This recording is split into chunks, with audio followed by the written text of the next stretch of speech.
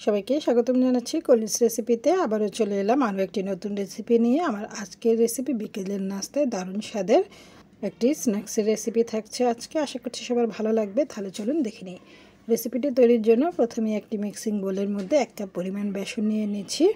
এরপর নিচ্ছি 1/3 কাপ পরিমাণ ময়দা, দিচ্ছি হাফ চা চামচ হলুদ গুঁড়ো, হাফ চা চামচ লাল মরিচের গুঁড়ো আর হাফ চা চামচ কালো গোলমরিচের গুঁড়া। এবারে দিয়ে দিলাম স্বাদ অনুযায়ী লবণ আর কাপ চালের গুঁড়া। আর এই চালের গুঁড়াটা দেওয়ার ফলে এই স্ন্যাক্সটা একদম ক্রিস্পি হবে উপরের অংশটা।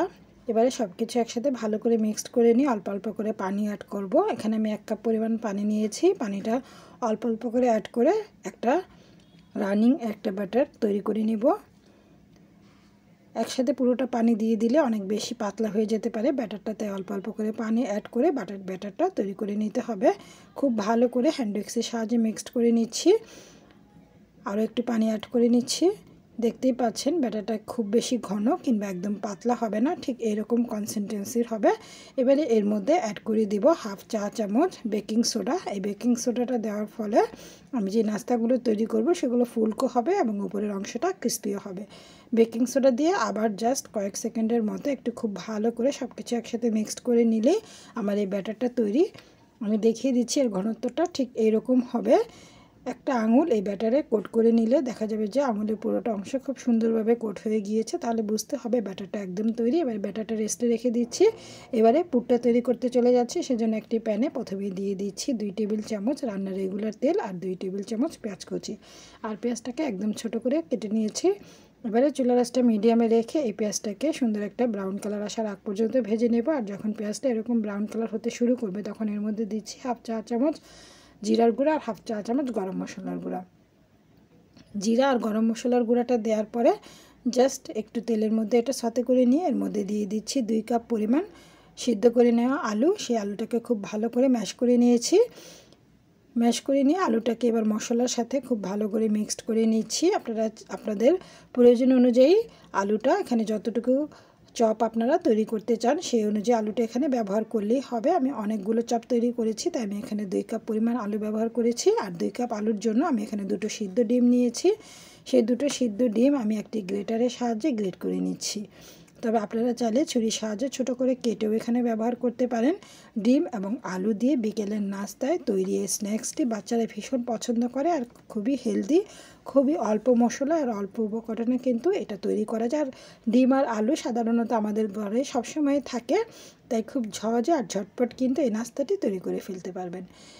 ডিমটা গ্রেট করা হয়ে গেলে এবারে দিচ্ছি 1 চা চামচ চিলি ফ্লেক্স, দিচ্ছি হাফ চা চামচ কালো গোলমরিচের গুঁড়া, আরও দিচ্ছি 1 টেবিল চামচ কাঁচামরিচ কুচি।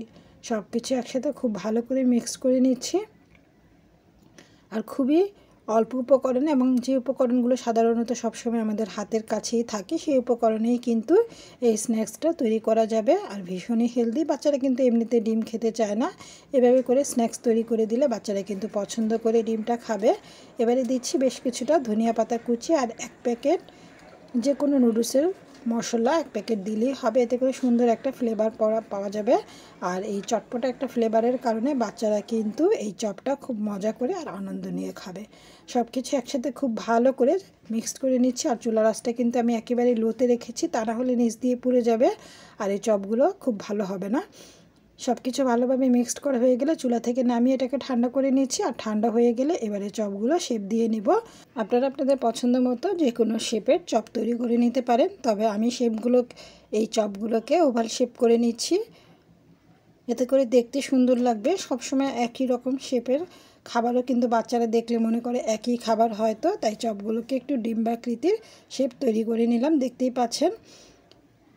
এবারে সবগুলো চপ আমি একই প্রসেসে বানিয়ে নিয়েছি, দেখতেই পাচ্ছেন। 2 কাপ আলু আর 2টা ডিম দিয়ে অনেকগুলো চপ তৈরি হয়েছে। আপনারা চাইলে এই পর্যায়ে এটা ডিপ ফ্রিজে সংরক্ষণ করতে পারেন। 1 সপ্তাহ পর্যন্ত ডিপ ফ্রিজে সংরক্ষণ করে এটা খেতে পারেন, যেহেতু এখানে কোনো কাঁচা পেঁয়াজ ব্যবহার করা হয়নি।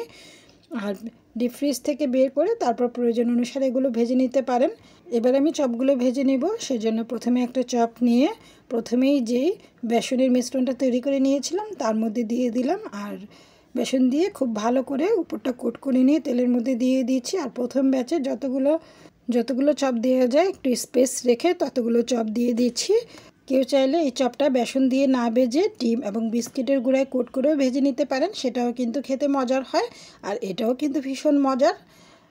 এবারে সবগুলো মোটামুটি 4-5টার মতো আমি চপ দিয়ে দিয়েছি, আর এক পাশটা হয়ে গেলে উল্টে দিচ্ছি।